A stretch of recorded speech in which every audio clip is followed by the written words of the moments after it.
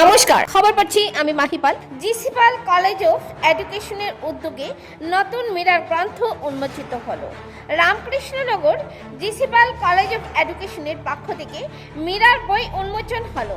এ উপলক্ষে জিসিপাল college of এডুকেশনের প্রেক্ষাগৃহে প্রদীপ প্রজ্বলনের মাধ্যমে অনুষ্ঠানের শুভারম্ভ করেন জিসিপাল কলেজ অফ এডুকেশনের managing director doctor Krishna Ranjan Pal, Katlichhara কলেজের ইতিহাস বিভাগের প্রধান দেবজিৎ দে, রামকৃষ্ণনগর কলেজের ইংরেজি বিভাগের প্রাক্তন অধ্যাপিকা ডক্টর মালা শর্মা ও জিসিপাল একাডেমির প্রধান শিক্ষক অরুণ Chowdhury.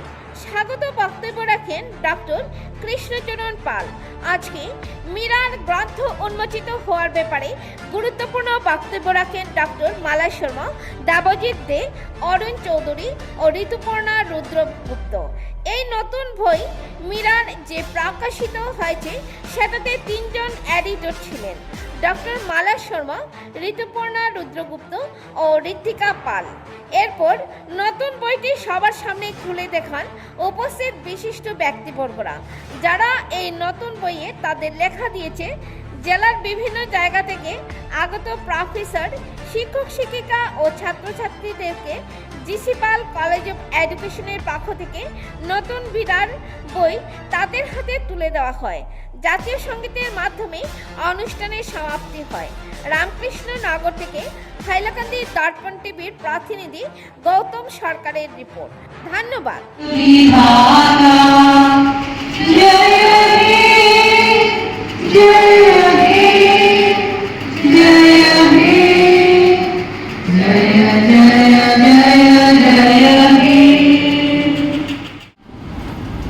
Anthology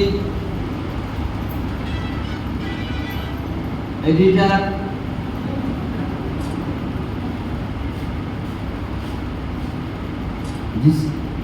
Municipal Memorial Academy Principal Arun Chaudhary,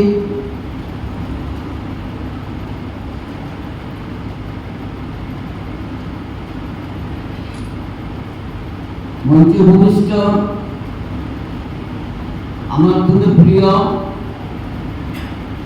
এবং বহুকালের চেনা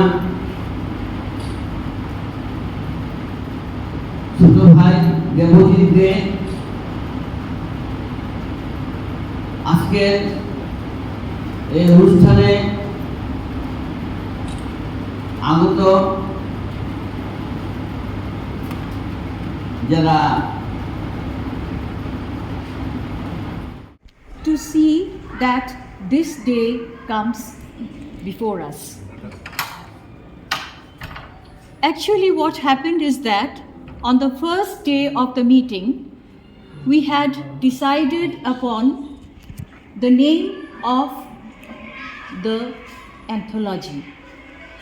And herein, I would like to put on records the fact that it was Mr. Shobboshachi Rudragupta who suggested the name that it should be called Mirror, which reflects the changing trends in the educational system from ancient to modern times. It was then we started with the editorial work. We had an editorial committee and we were asked to look into the papers and make the selection. Actually, all the papers were of an invaluable degree. And we had the process started, and I had taken the initiative to get in touch with Atlantic Publishers and Distributors, New Delhi, because they had earlier published some of my books and also, of course, Sir's books.